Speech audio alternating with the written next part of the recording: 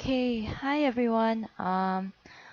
This is our sixth session together, and we're going to learn something new today. We're gonna move on to the new chapter, which is the bivariate chapter. But before we do that, I do want to go over some questions from the homework. So let's just do that first, and then move on to the new chapter. All right. Um, so moving on to Excel. So this is the first question from the uh, the the homework, right?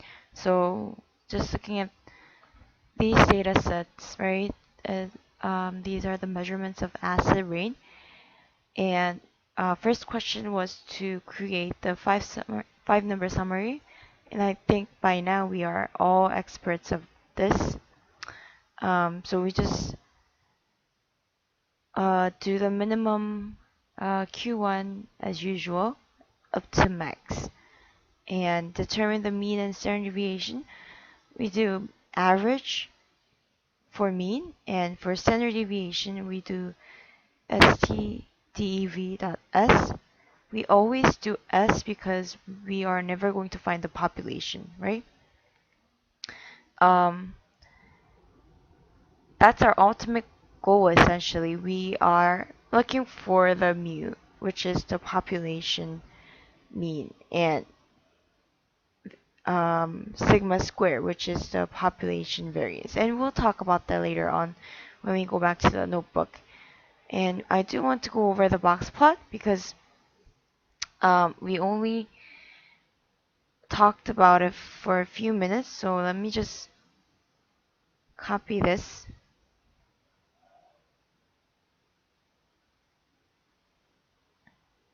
Over to, okay, so let's go.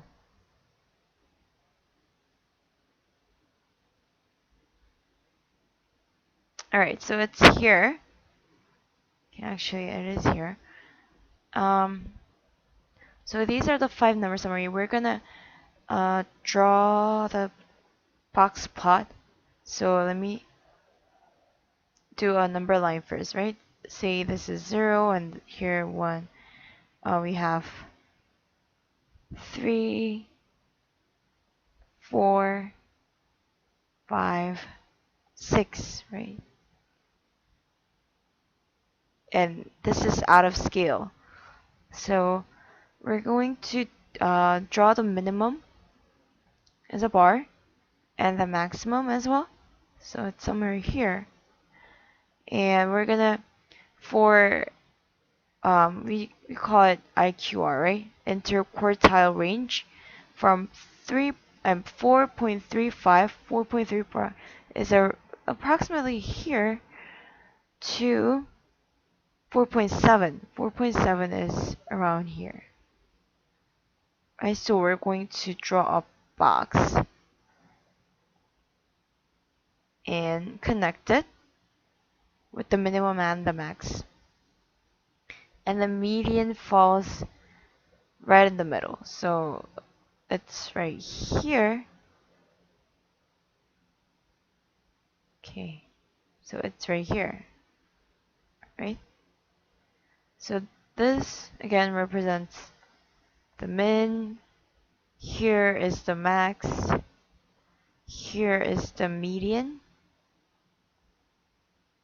Here Q1, Q1, and Q3. And this box here, right here, represents the middle 50% of the data. Okay, so that's the box plot. And moving on to the next question. Compare the mean and the median. What can you say about the shape of the distribution?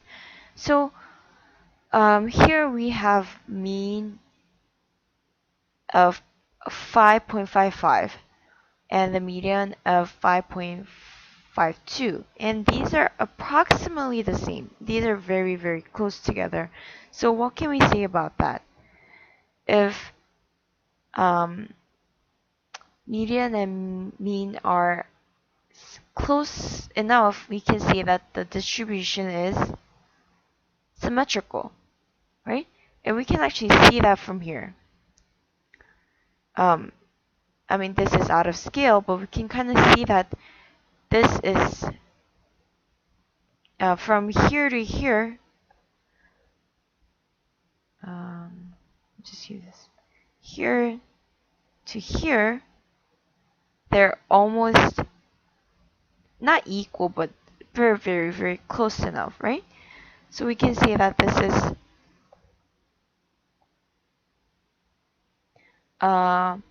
roughly symmetrical.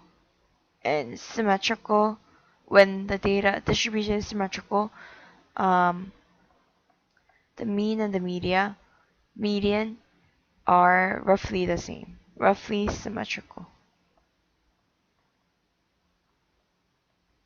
Okay, so that was question number 1.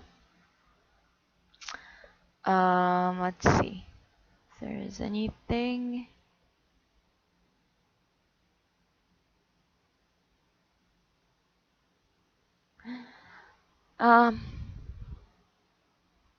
Okay, question number 2.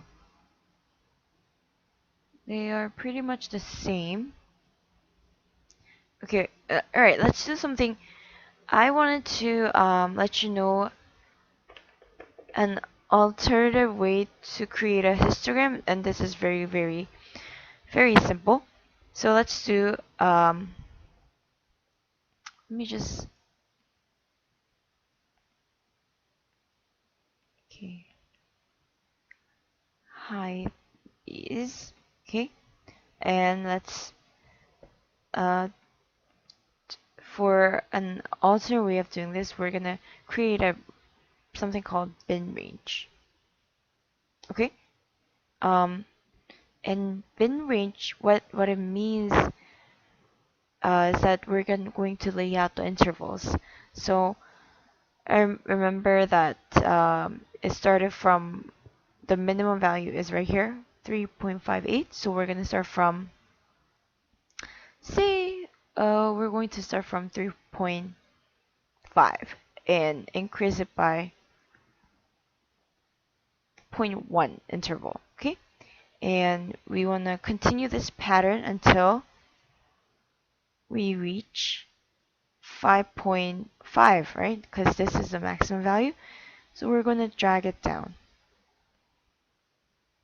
And it's going to do everything for you. You don't have to write everything down. So until 5.5, okay, we can stop right here. And fill series. Do that, that's going to do it for you. Okay? And we're going to use statistic 2 package that's already built in. Mine is already installed. Let me just see.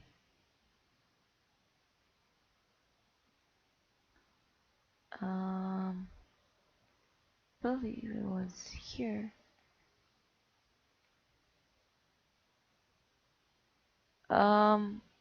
Okay, but for yours, it's probably not installed, so I'll let you see how it works. So go to File.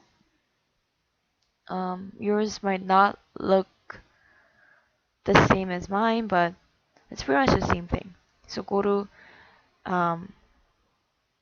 File, go to Option, and you'll see this box, right? From Option, you're gonna go to Add-ins, okay? And then you're going to go to Manage Excel Add-ins and go, okay?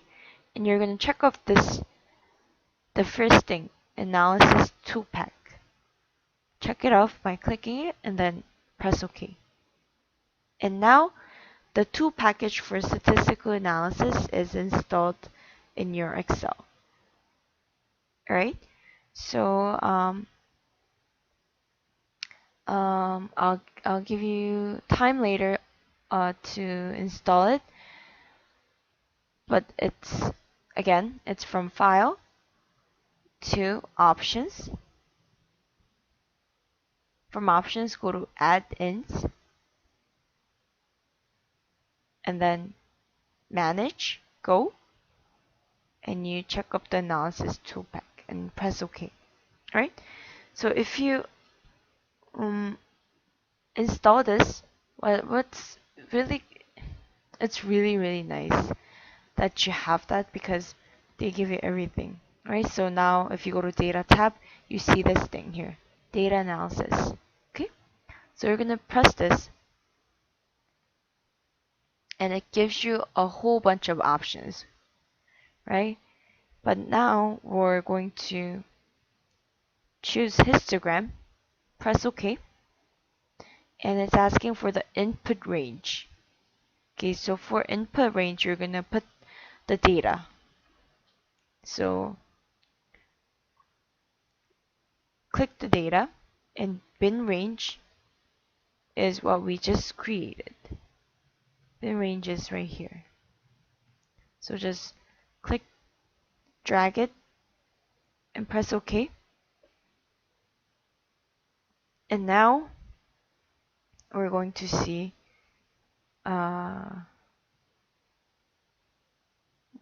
let's just create an output range.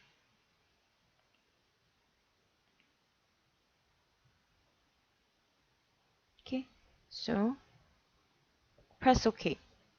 And what it gives you is this chart. Right, so it gives you this chart and it gives two columns, right? Bin and frequency. And what bin is for is it actually starts from an increment, so below, up to 3.5. So anything up to 3.5, it gives frequency of 0. And that is true because there is nothing below 3.5. And from 3.5 to 3.6, the value is 1 because there is only one observation. Okay? And so on. 3.6 to 3.7, there is no value. 3.7 to 3.8, including 3.8, right? That's 1 because there is one observation. Okay? So just to clarify, this actually looks like this. This is 3.4 to 3.5, including 5, right? So this bracket means including. So that's exactly how you would represent this. So if you have this, now you can easily build a histogram, right? Up to here, go to insert and just click it and oops, this is not what I wanted. So insert table. Oh, I know what I did. Okay, so you have to choose a frequency or relative frequency. You could do relative frequency. That's what we've been doing, but I'm just too lazy to create another column. So this is what it looks like. Okay? So just looking at this, we can see that this is kind of symmetrical. This is roughly symmetrical. This is not perfectly symmetrical, but we see a pattern here that there is a tendency to increase up till the mean and then decrease right after the mean. So that's how the graph looks like. Okay, so I will fix this and I will include the answer key, and then so you will be able to see it. Okay, so moving on to the next chapter, Um, Next chapter is called the bivariate data. So, and let's just briefly go over what we've discussed so far, okay? So far, we've discussed sample mean and sample variance, right? There are three ways to describe describe a distribution, right? And we call this descriptive statistics, right? There is something called center. We can either choose mean or the median. And there is something called spread, and we use variance and the shape, right? So that's our goal. Oof, not goal. Our goal in statistic is to sample so that our sample mean, right? This is called the sample mean.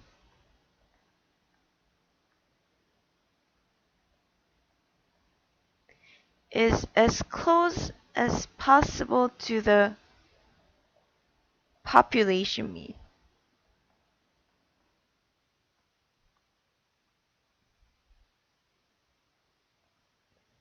Population mean.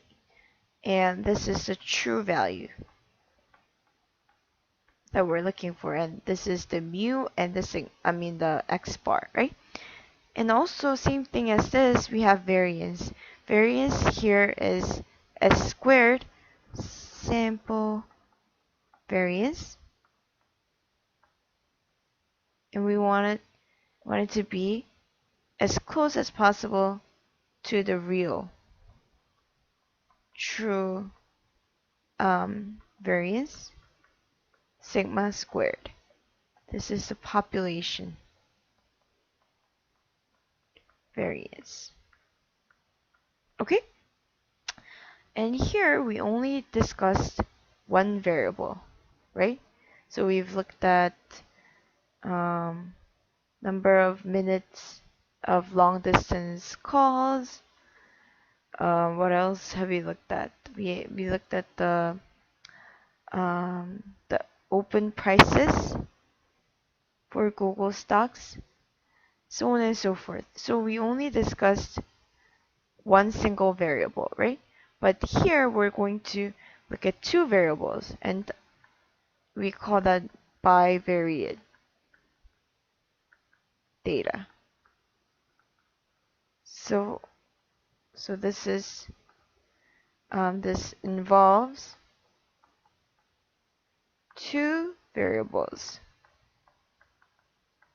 But if you think about it, single variable, like the statistics for a single variable is it's pretty rare, because there are a lot of variables going on. It's 2, 3, 4 or more, and it's just hard to just see one variable um, take into account. So if you just think about it, let's just look at some examples, right?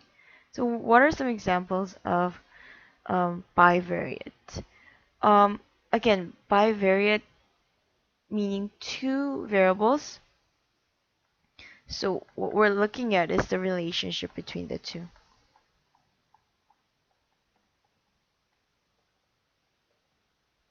Okay? So by relationships, we mean if they form a specific pattern, right? So, um, for example, what we can think about is the relationship between height and weight, right? Obviously, these are related, height and weight. Generally speaking, taller people are heavier, so we might expect that to happen. So we're essentially looking at the relationship between the two. What else is there? Uh, Something like smoking versus lung capacity. So we might set up an experiment looking at these variables, so um, we can try to find the relationship between the two. Okay, and as as it was case as it was the case for single variable, for bivariate data, we also have categorical and quantitative numerical. Okay, so how do we do this? Well, we can do categorical some as a table as we did for the frequency table, right? So let's just look at an example and see how it works, how it actually works, okay? So looking at, we just find an example for us. Okay, so we can do this. Let's look at, so this is the categorical.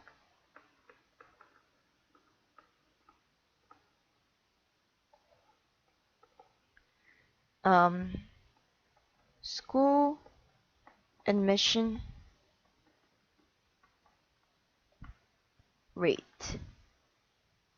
Okay, and for categorical, we always use these tables,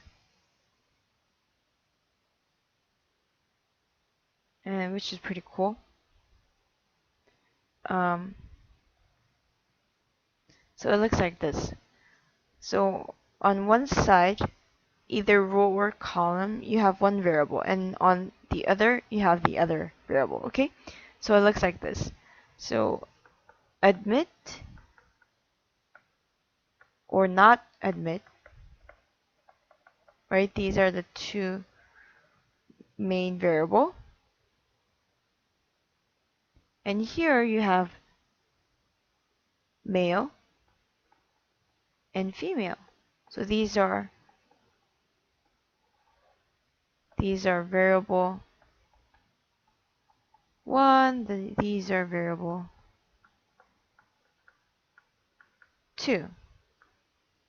Okay, and see that male who were admitted were 233 and not admitted 324, female 88 here, and 194. Okay, and we have the total here 557, and here 282. Oops, I did something again.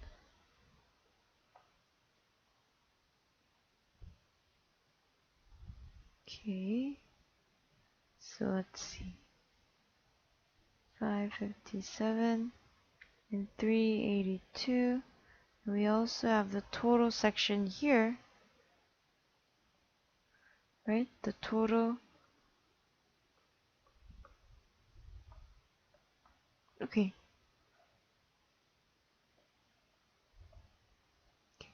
So these are the total. This is the total number for male. So these were the people who were admitted, and these are the people who are not admitted. Okay? And the total comes out to be the number of male. And same thing here, female. And going down the column, right? We have admission, who got into the college, male this much, female this much, and this is a total of admission, and same thing, not admitted. So this is a table that you use for categorical data, and you would use the same thing, same method for frequency table. So adding these all up, here it will be instead of this number, you would have 1. And you would divide the frequency by the total here, and get the relative frequency. So that's how you do categorical data. And I'm not going to spend much time on it because we've done tons of examples for frequency table.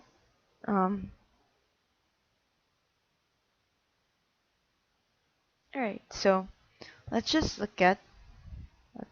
move on to numerical. Right, so the quantitative.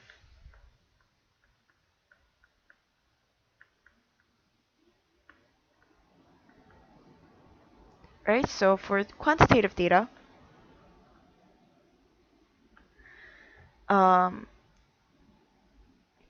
this is the convention that we use.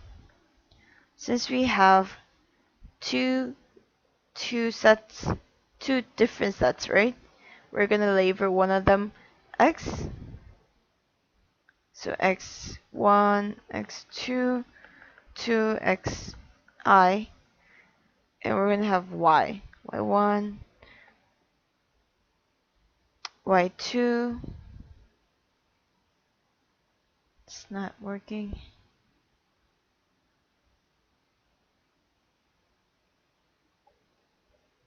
Okay, y2 to yi. So these are the two sets that we use conventionally, right? So in an order pair, this is going to look like x1, x, y1, x2, y2, so on until xn, yn.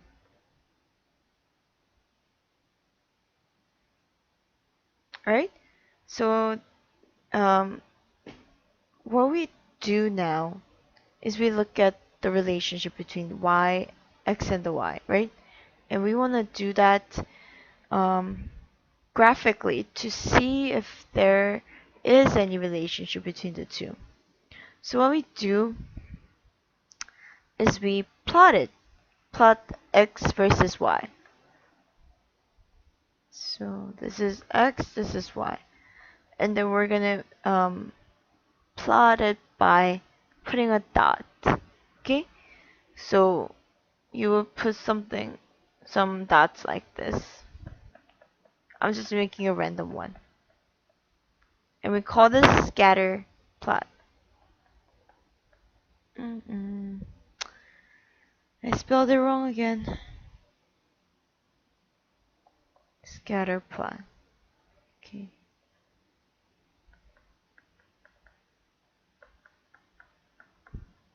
Okay, so it plots x and y accordingly.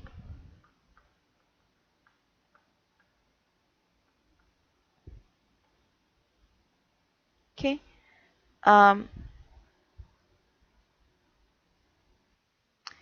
Okay, so you might be thinking, how are we measuring this? How are we going to measure the relationship between x and y? Because we do have some kind of plot to lay it out, but we don't have any mathematical or quantitative measure to display this, right? So here comes what we know as correlation coefficient.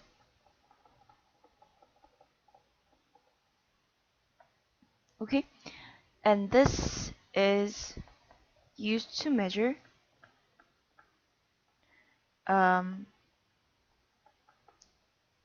strength of linear relationship between the x and y variable. Okay, two things to know here.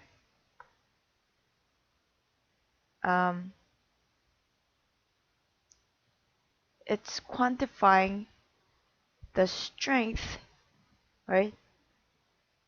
The strength, and again, linear relationship. Linear meaning it's straight. Okay, so we're not going to talk about any quadratic or curvy lines. We're just talking about linear, meaning a line. Something like this, or it could also be something like that, right? These are all linear, but we're not going to talk about parabola or hyperbola, right? So these are all yes. These are all yes, but these are all no. Okay? So again, linear relationship, and we're talking about the strength. So there has to be a way of making this relevant, and we do it by assigning a number. Okay? I wanted to show you some pictures, but I don't think that's possible because um, or you know what? Let me just pull up some pictures. Okay, so I found these pictures online, and let me just clip this to our notes so we can have some kind of reference. Oh,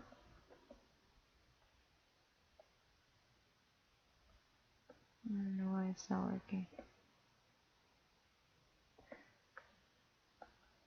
Okay, I will include this in our notes, but let's just talk about this. Here, um, this R represents correlation coefficient. Okay, and we're going to learn how to compute this later on, but for now, just let's just think about it as a number. Okay, and let me just write this down here. That correlation coefficient,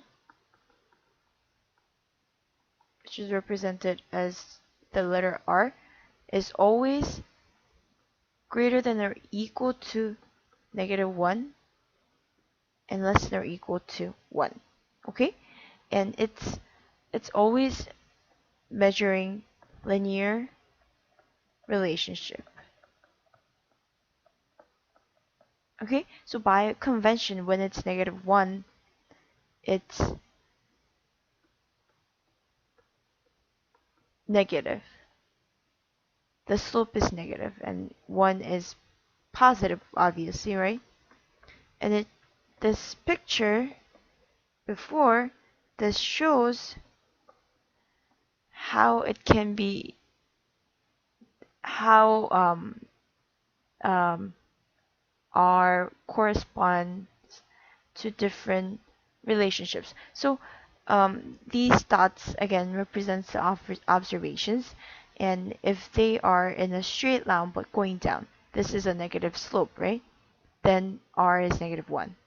And so if it's a perfect line, then it is -1.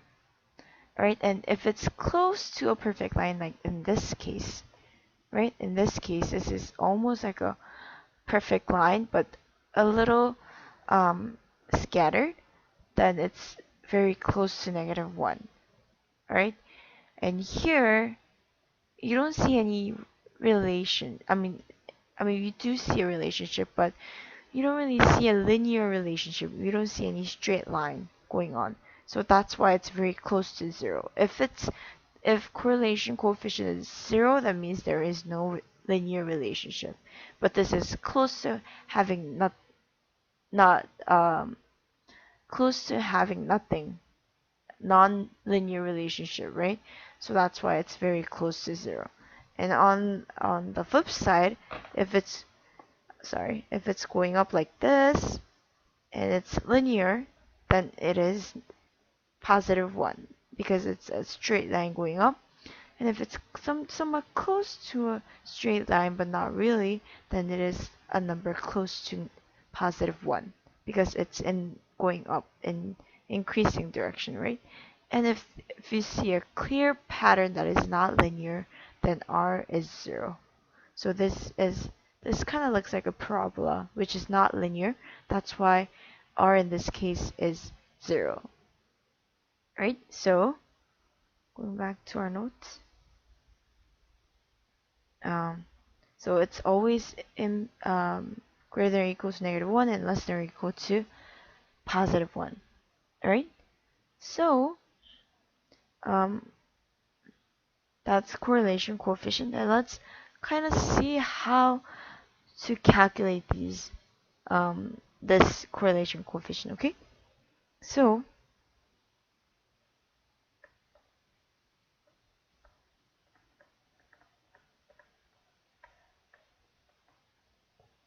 okay, so to find correlation coefficient, we use this formula, and let me just write down the formula.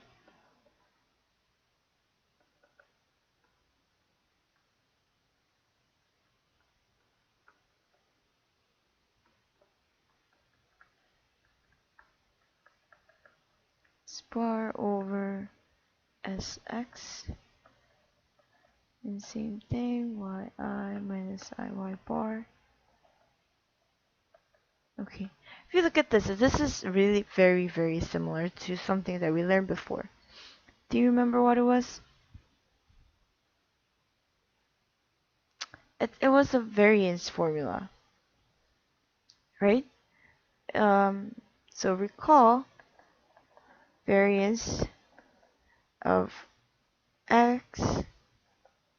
So for variance, we can just denote it as var x.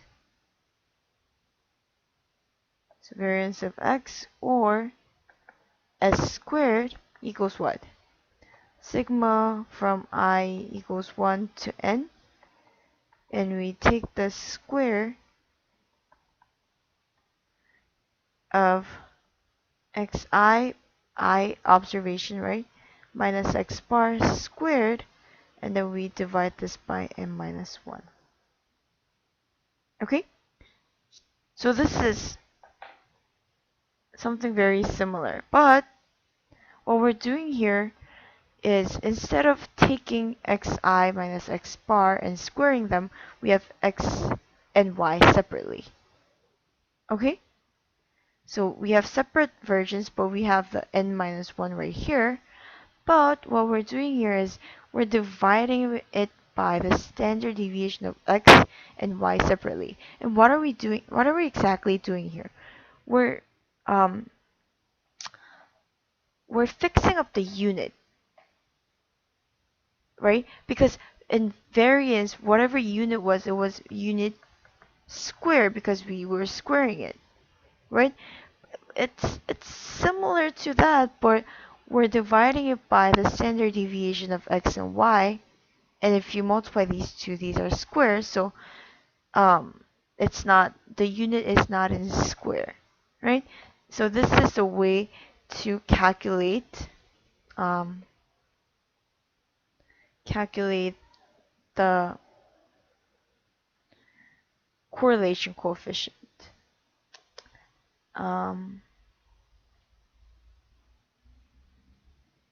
And there is another way of doing this. The formula goes as follows. Formula, we are not going to use the formula that much, but it looks like this. This is xx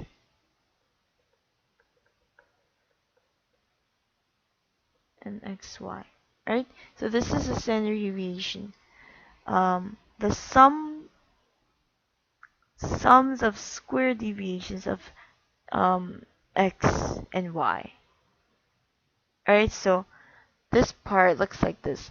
S sub xy equals sigma of x minus x bar times y minus y bar, right? So sum of the deviations, but multiply by each other, so x and y separately. And for x and x, it's always the same because it's just a square deviation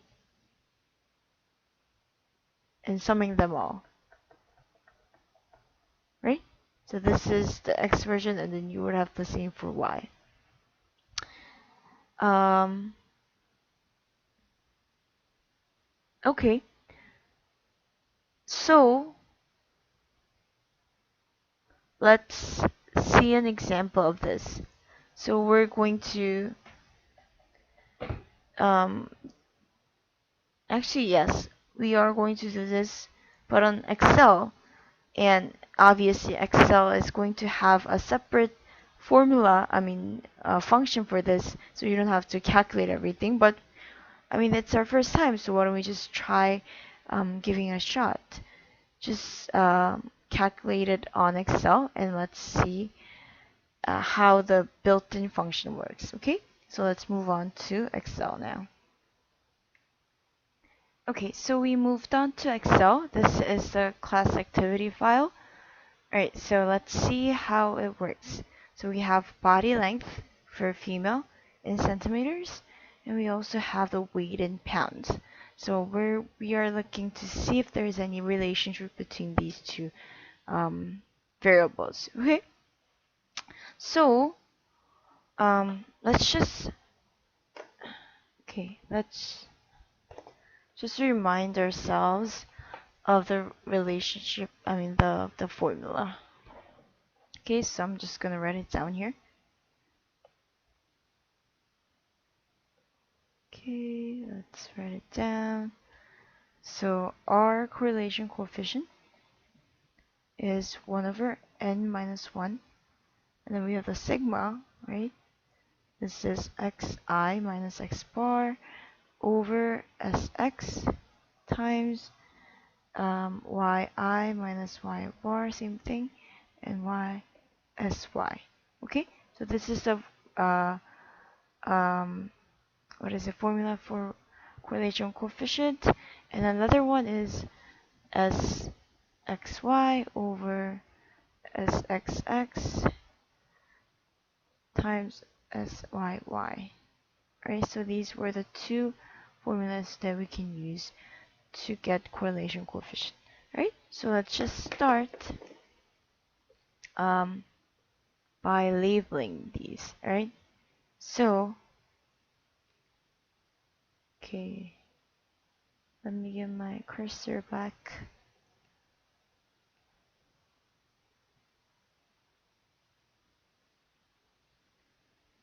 Okay, so I got it back, I believe.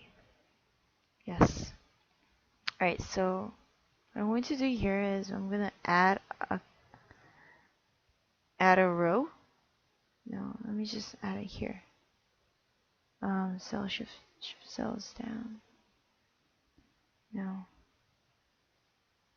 Entire row. Okay, so I'm going to label this X and Y. Okay, so these are X and Y. So looking at this formula, we need what? We need X bar and Y bar, right? So let's just do that. Let me just get rid of this.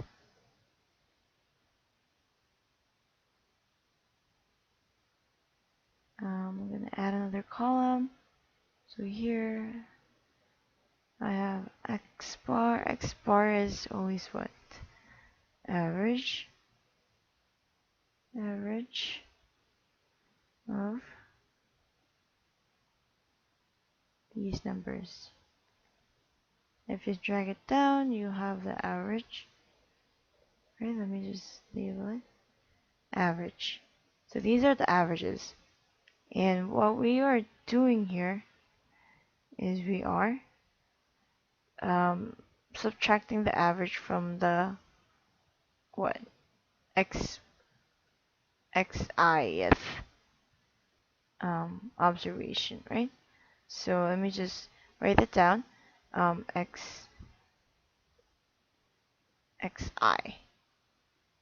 minus x bar. Okay, so this is xi is this, minus x bar is always this. So lock the value by pressing F4, enter, and we're going to drag this down all the way down to here. Right, and here same thing, yi minus y bar. We're going to do this.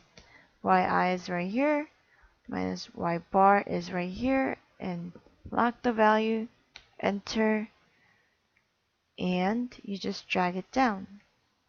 Okay, so we have this. I think we could have done it a little easier. Average, but we also need standard deviation here, so let's just do standard deviation. And standard deviation is simple again because there is a function built into standard deviation dot s, and then you just select the data.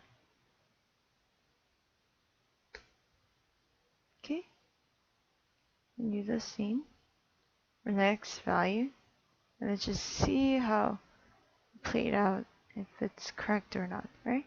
So what we can do here, we've done xi minus x bar. Then now we have to divide this by what? Sx, which is the standard deviation, right? Divided by standard deviation, and then we're gonna lock this value as well by pressing F4, correct? And then we're gonna correct the rest of the data by dragging it down. Okay, and also similarly, we're going to put a parentheses and then divide it by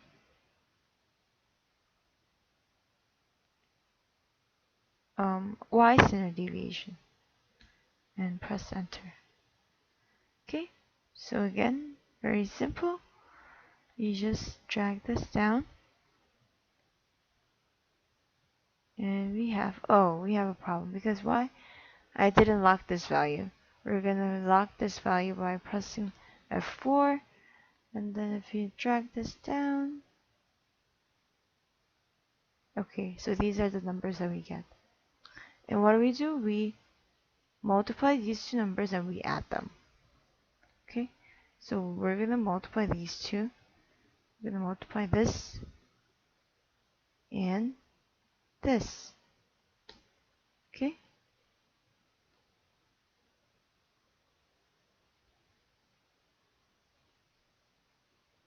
so we have these. Let me just say D, because this is column D, times E. And we're going to sum this up.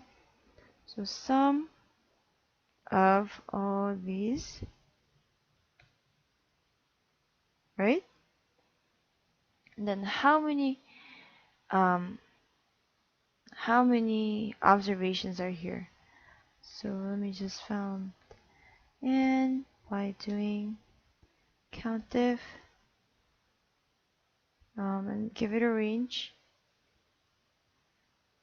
comma, greater than 0.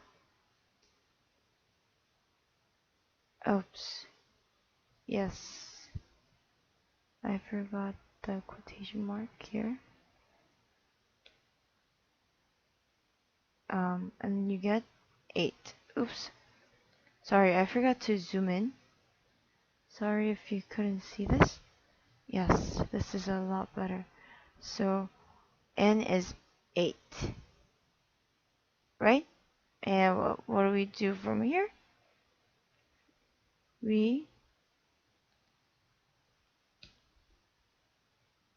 divide the original number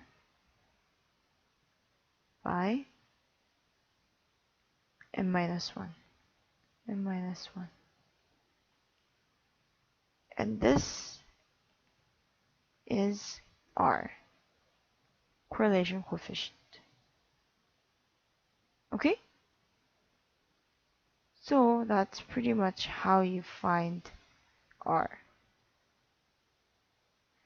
But again, there is a built-in function, so you can just use corel, and then you just give it a range. These value.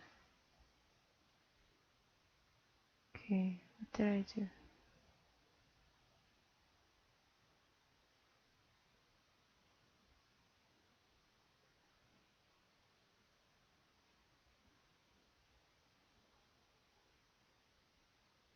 Oh, oops.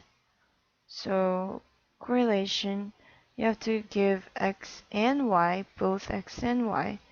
So that was x, and then you comma, you also select the y value, press enter, and you get the same number as this. So what can we infer from this? This is positive first of all. So what's a linear relationship? It's positive. And it's roughly straight. If it's greater than 0.7, there is a positive relationship. So we can also see that from the scatter plot, right? So we're going to choose these data. Go to insert because that's what I've been doing. And we have a scatter plot right here.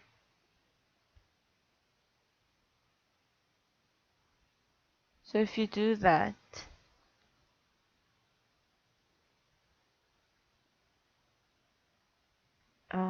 this is the scatter plot. Okay, so here is the body length and here is the weight. So there seems to be a linear line going up, but it's not as strong as a perfect straight line. Okay,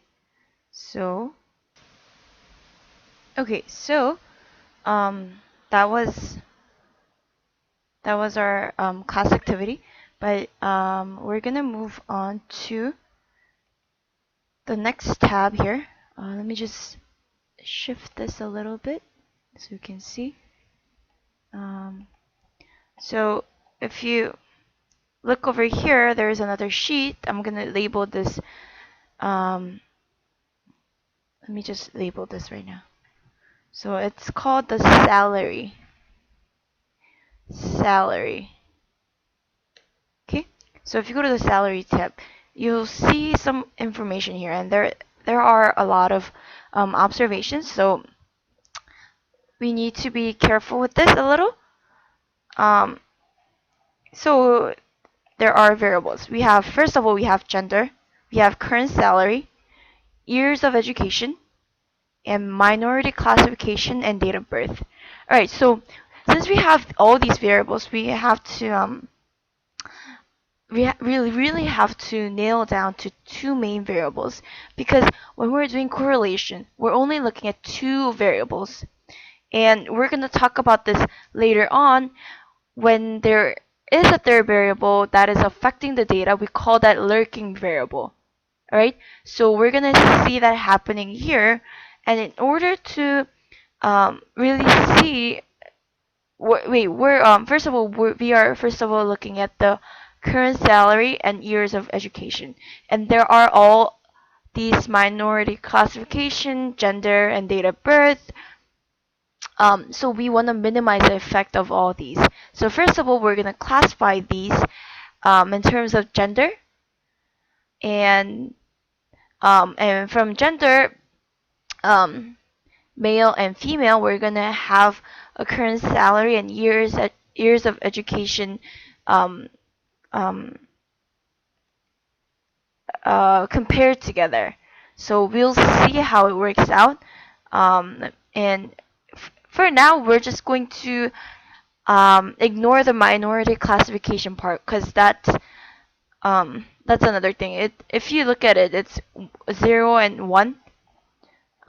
It means 0 meaning they're not minority, and 1 meaning they are minority, right?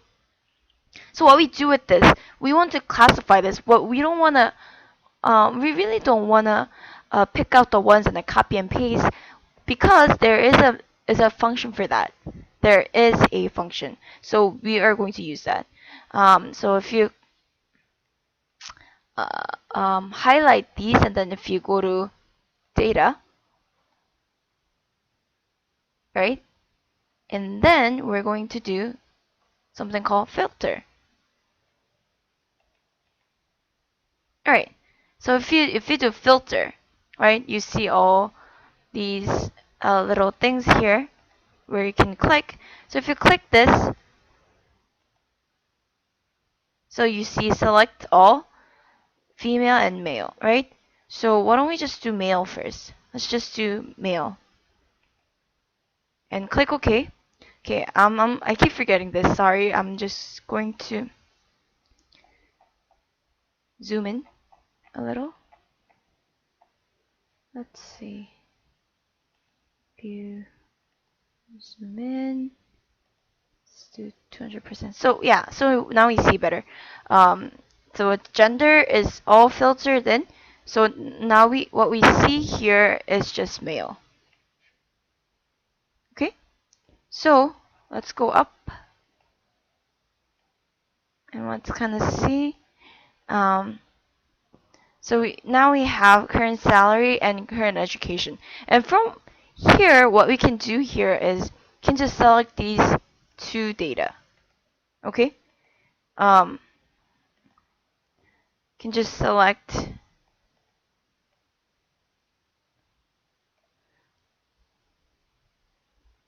these two columns, and then you can just copy these values, right? Make another tab, paste, and we now have the values for these two columns.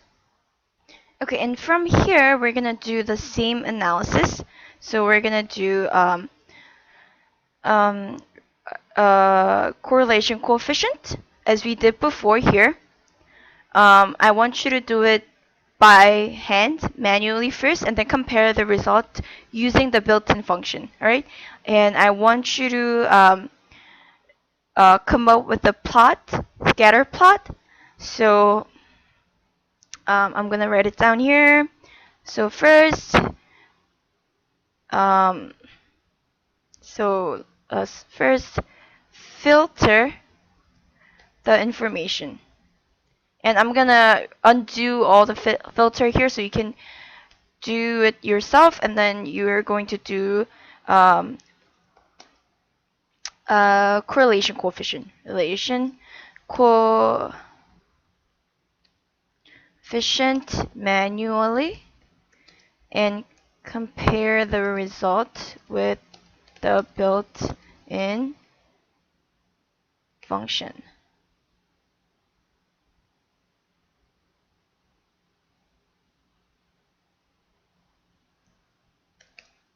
Okay, function. All right. So you'll do that and then create a scatter plot. All right. So that's your class activities, and you're gonna do this for male and female. Okay.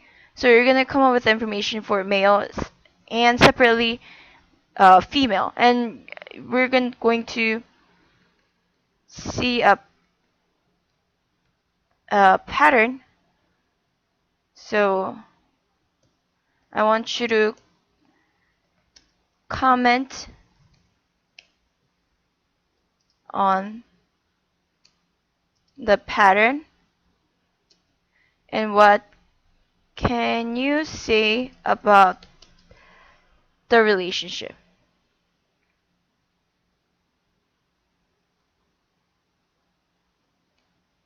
Okay, so this is the class activity. So I want you to work on it for, I would say, for about 10-15 minutes, and then we'll come back to it. All right, so let's do that.